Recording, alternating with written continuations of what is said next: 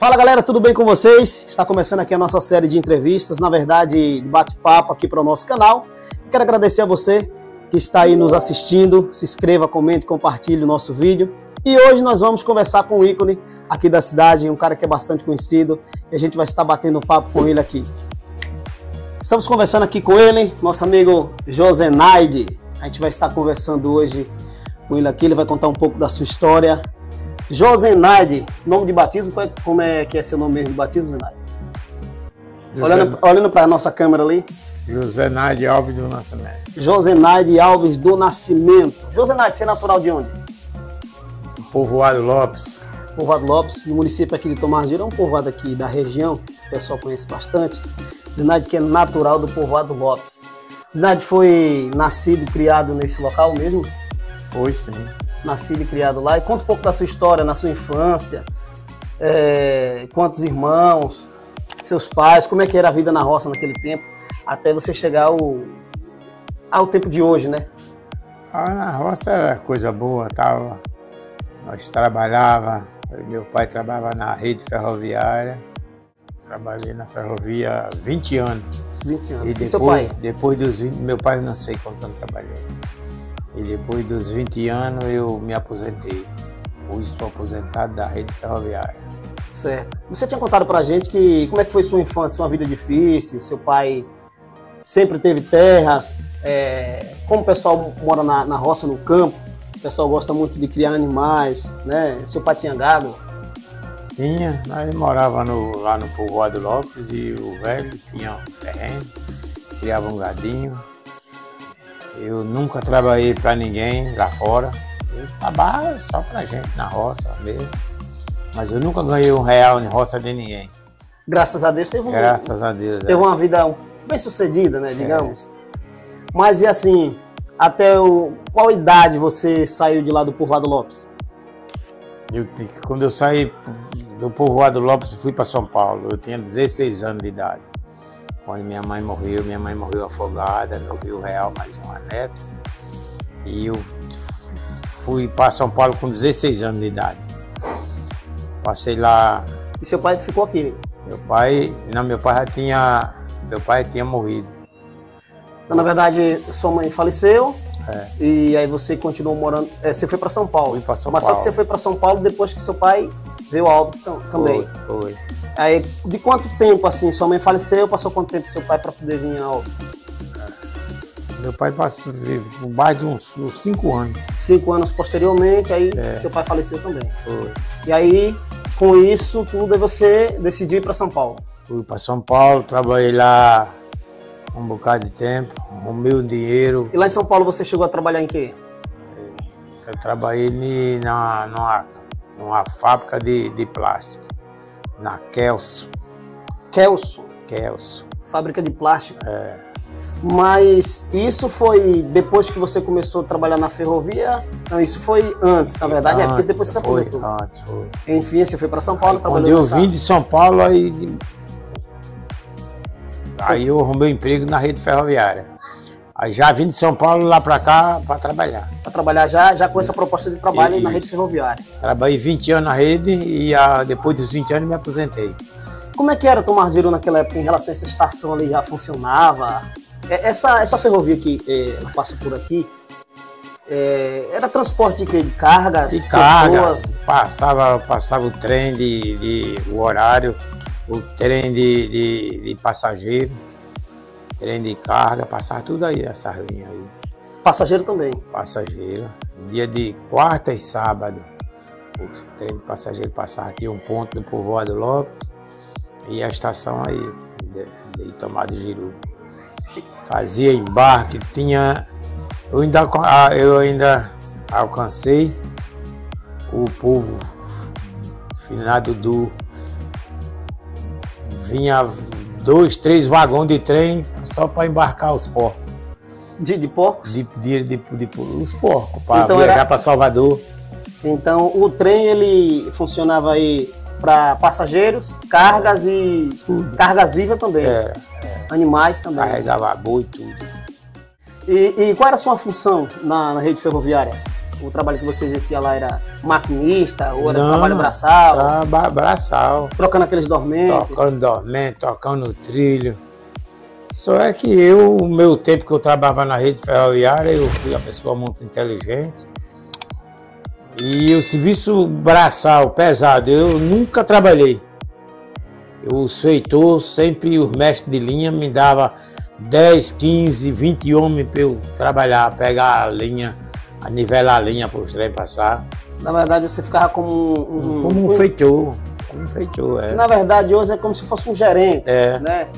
E tomar conta de turmas para exercer a função do trabalho. Quando eu saía de manhã para trabalhar, era uma zoada brava, que o povo só queria trabalhar comigo. Por que assim? Porque eu dava descanso.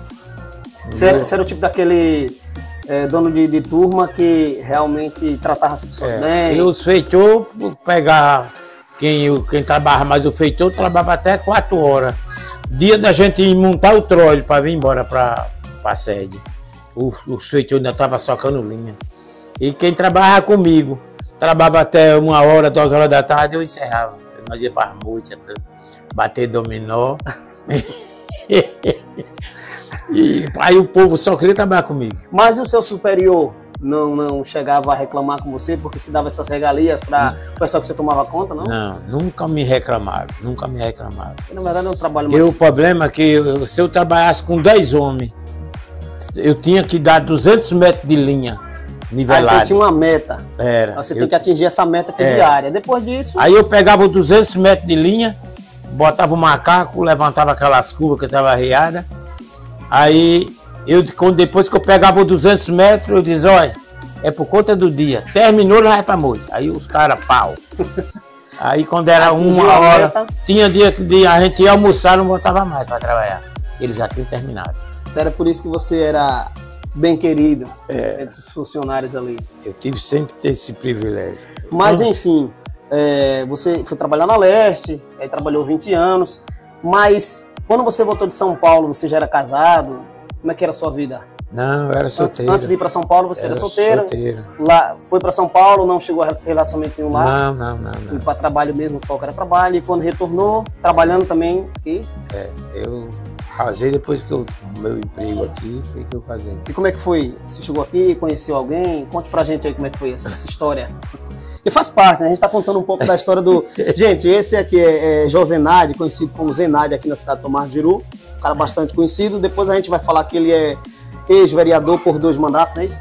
Então depois a gente vai entrando nessa história aí. Mas enfim, agora ele vai falar um pouco da sua vida de casamento. Depois ele ter ido para São Paulo, voltou a trabalhar na rede ferroviária. E aí foi quando ele conheceu alguém. Enfim, ele vai contar um pouco pra gente aí. Como é que foi? Quando a primeira... No dia que eu cheguei de São Paulo, uma festa de ano aí em Jiru. Aí Maria José passou. Deixa eu virar um pouquinho assim pra gente. Aí Maria José passou e eu disse, eita morena bonita da... Isso foi numa festa? Numa festa de ano, uma festa de ano bom. Aí ela passou por mim, aí eu peguei no cabelo. Ela passou mais umas 2 amigas, aí quando ela voltou, eu com a pasta tá ali. A pasta aqui é assim. Para fechar a pasta, eu vim de São Paulo. Para fechar a pasta, foi com o joelho em cima. De dinheiro? De dinheiro. Muito bem. Aí eu no primeiro dia que eu vi ela, eu entreguei a pasta com tapada de dinheiro. No primeiro dia? No primeiro dia que eu vi então, ela passou, ali você mexeu no cabelo, mas assim, trocou os olhares, aí vocês começaram a namorar, ali na festa mesmo. Ela me levou para casa de Careca. De Careca. Aí a véia tava lá, a véia que criava ela. Aí disse, vovó, eu posso namorar com ele? Aí a véia disse, pode, minha filha. Aí a véia já ficou com a pasta de dinheiro no colo. Você entregou essa pasta, mais ou menos tinha noção de quanto? Eu não sabia não. Na época era cruzeiro ainda? Agora era dinheiro. Era cruzeiro, cruzado? Ou já era real? Era real. Já era real? Então você veio estimbado, como a gente conhece. Aí logo eu casei. Casei e pronto. Aí vocês casaram e vocês, depois do casamento, vocês foram morar já naquela casa ali, na rua do banco ali? Foi. Aí já foram morar ali. E aí vieram os filhos? Eu casei, eu fui morar no Lopes. Ah, vocês casaram e foram morar no Lopes? Foi, eu tinha uma casa lá e eu fui morar lá. Povoado Lopes.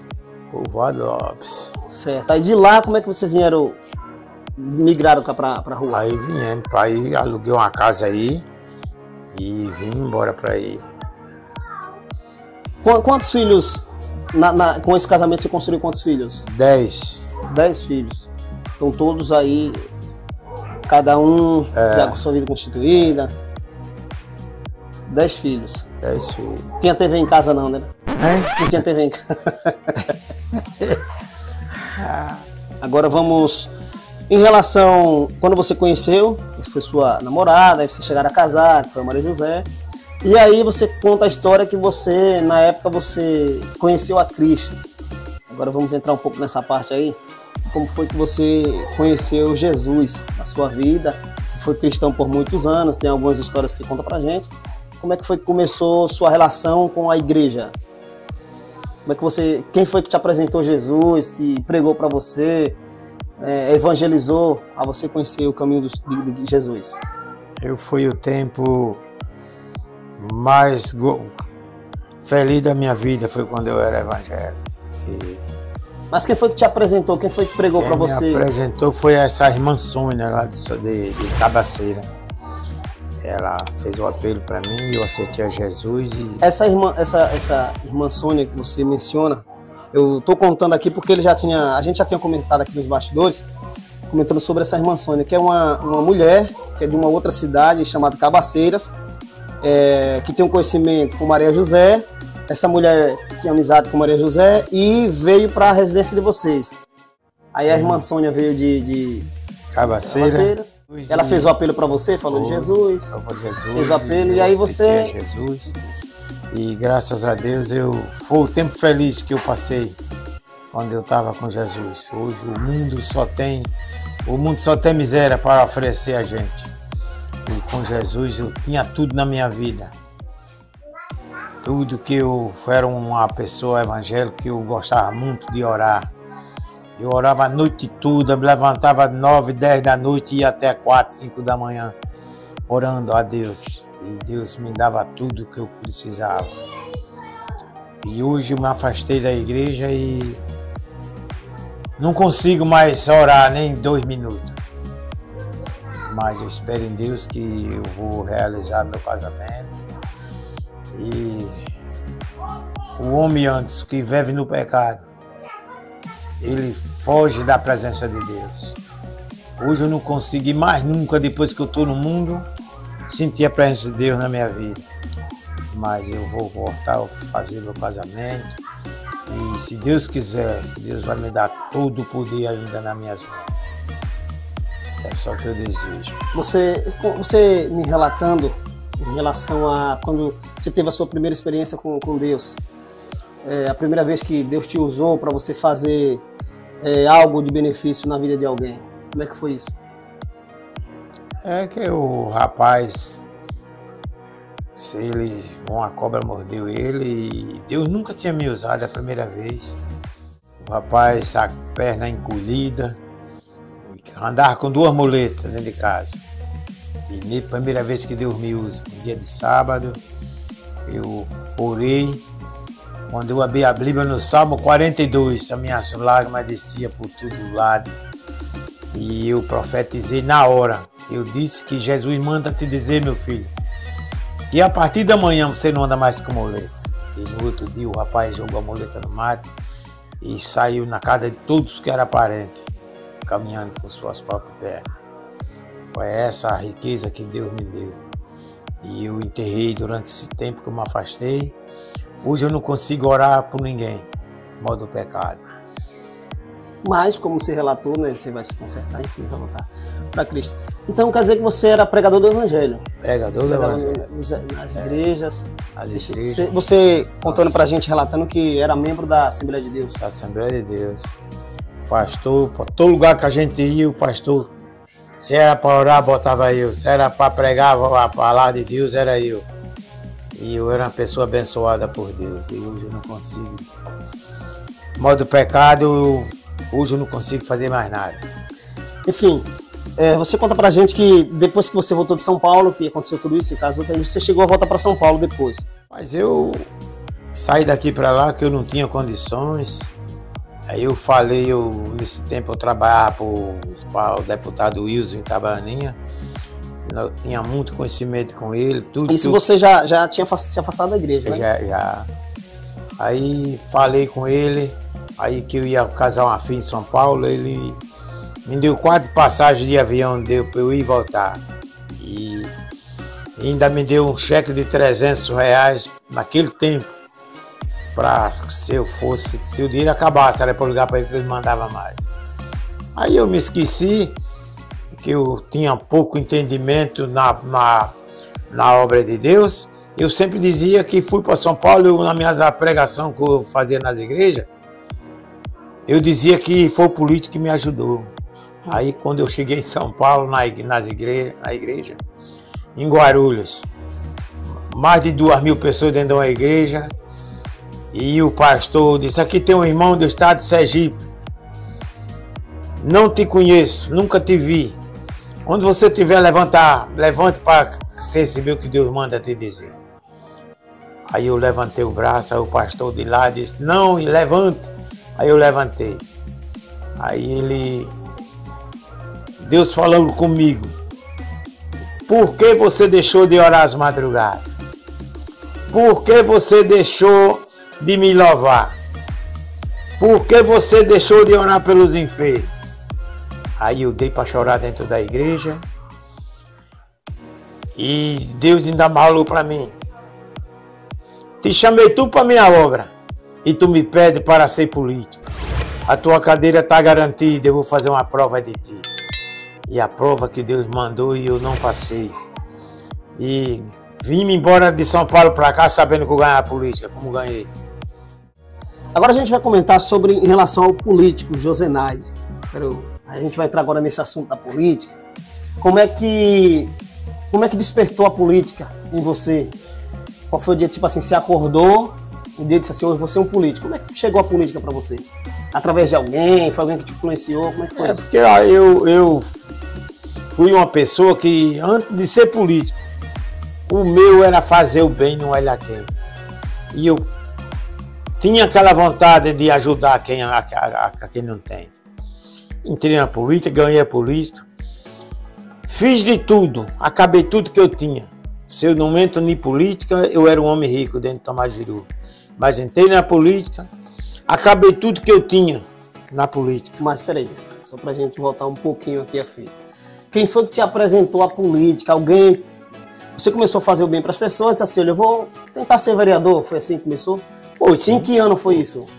Aí eu não lembro mais não. Você não se lembra a primeira vez que você se candidatou? Eu era um político, eu fazia demais pelo povo.